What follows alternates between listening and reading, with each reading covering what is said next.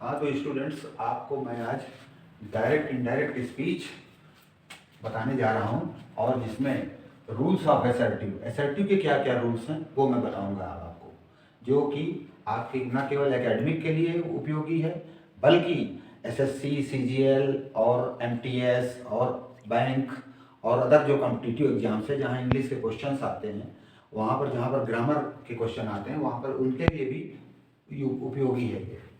तो मैं बताऊंगा, आपको बताने जा रहा हूँ कि डायरेक्ट स्पीच कहते किसे हैं। सबसे पहले समझने वाली बात यह है कि डायरेक्ट स्पीच है क्या।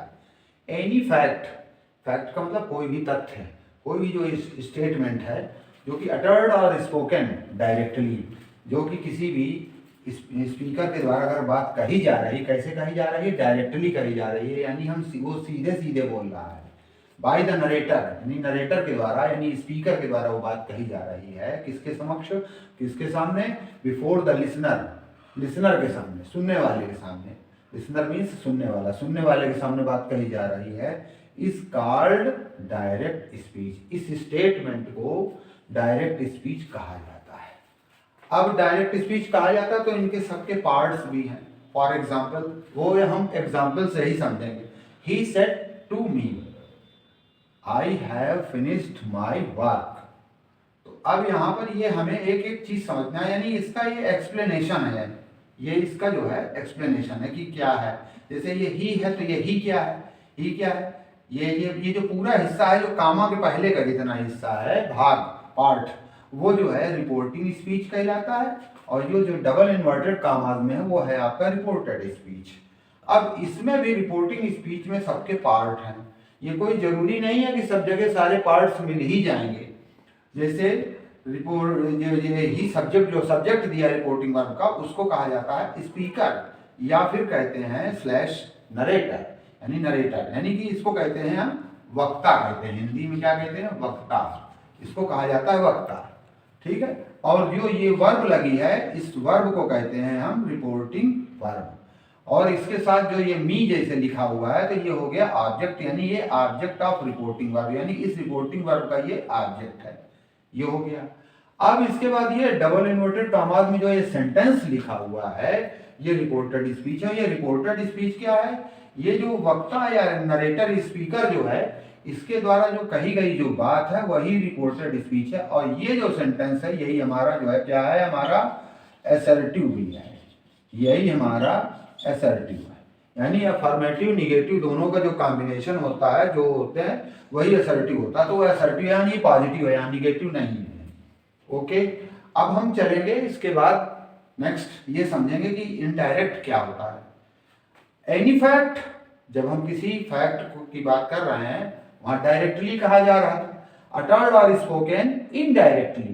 अगर इनडायरेक्टली उसी बात को कहा जा रहा है, यानी कहने का मतलब उसी को सीधे सीधे वो नहीं कह रहा है, बाय द नरेटर, नरेटर और स्पीकर, नरेटर या स्पीकर के द्वारा अगर उस बात को सीधे नहीं कहा जा रहा है, बिफोर द लिसनर, लिसनर के सामने नहीं कहा जा रहा है, तो ये जो स्टेटमेंट है इज कॉल्ड इनडायरेक्ट स्पीच।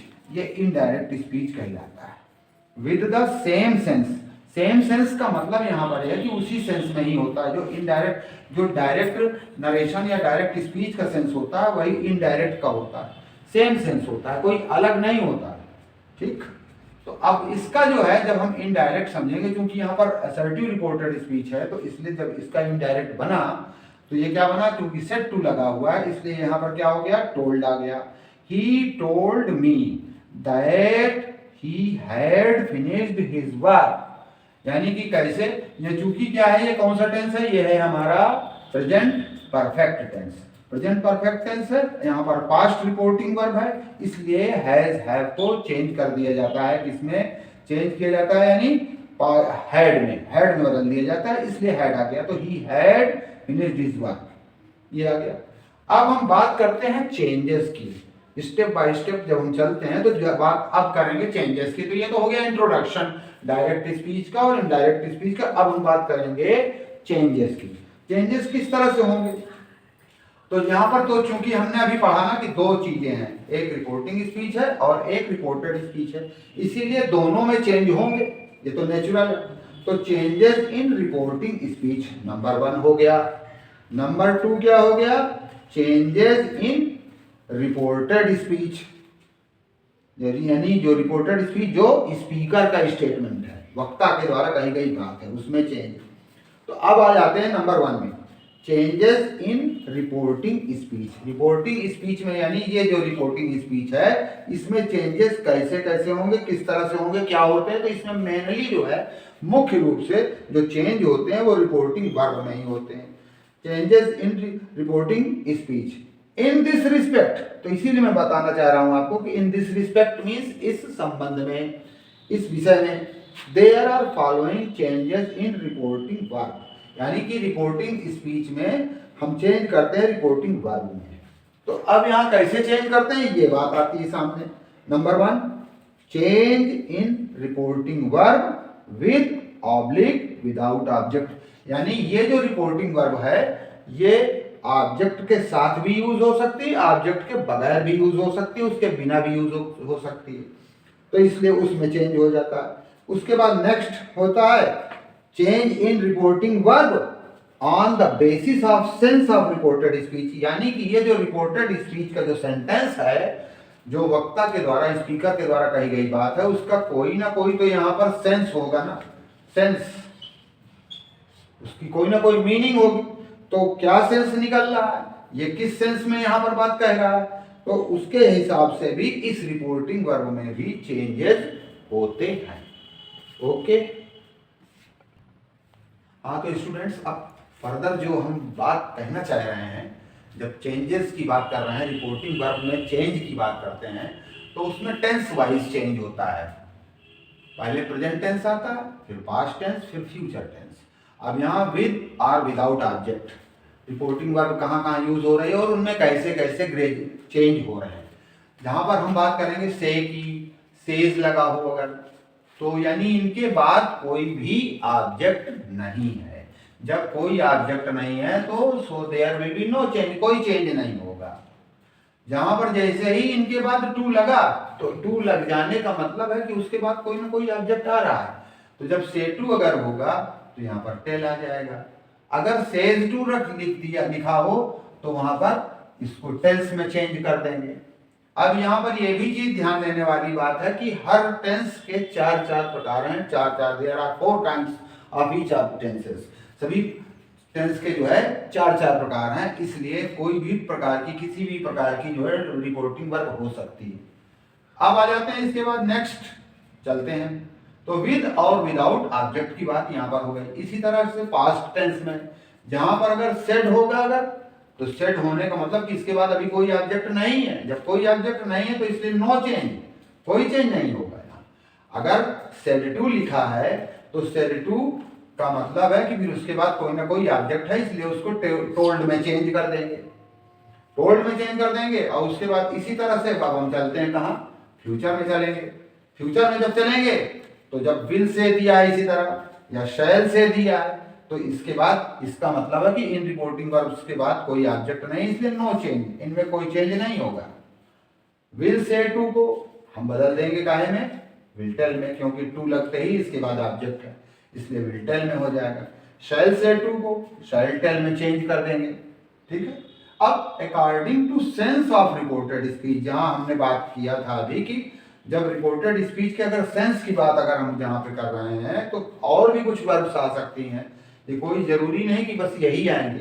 तो टीच पढ़ाने का अगर सेंस है तो वहां पर टीच, द स्टूडेंट इन्फॉर्म, अगर किसी चीज की सूचना दी जा रही, इंफॉर्मेशन है तो वहां पर इन्फॉर्म भी कर लिख सकते हैं।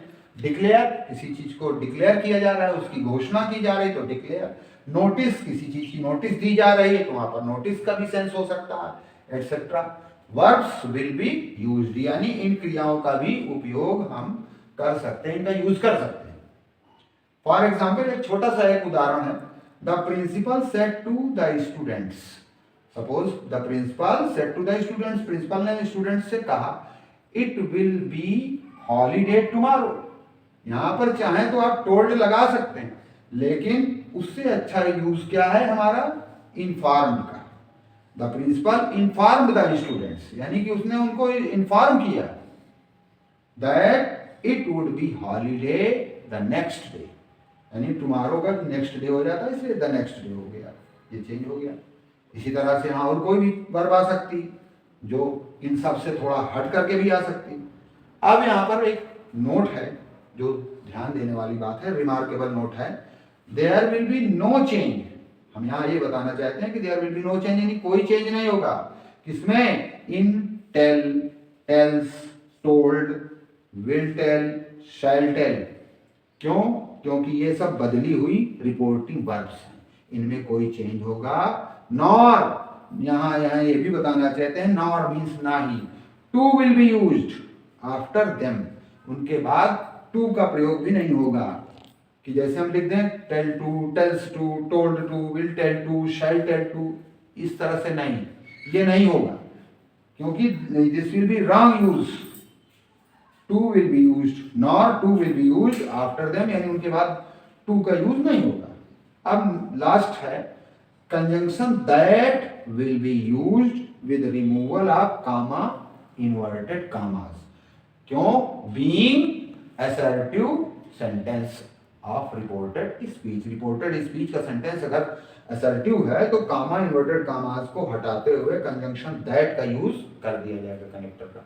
ओके, तो अब आपको अगर मेरी वीडियो जो है ये अच्छी लगी हो तो लाइक करें, शेयर करें, सब्सक्राइब करें। ओके।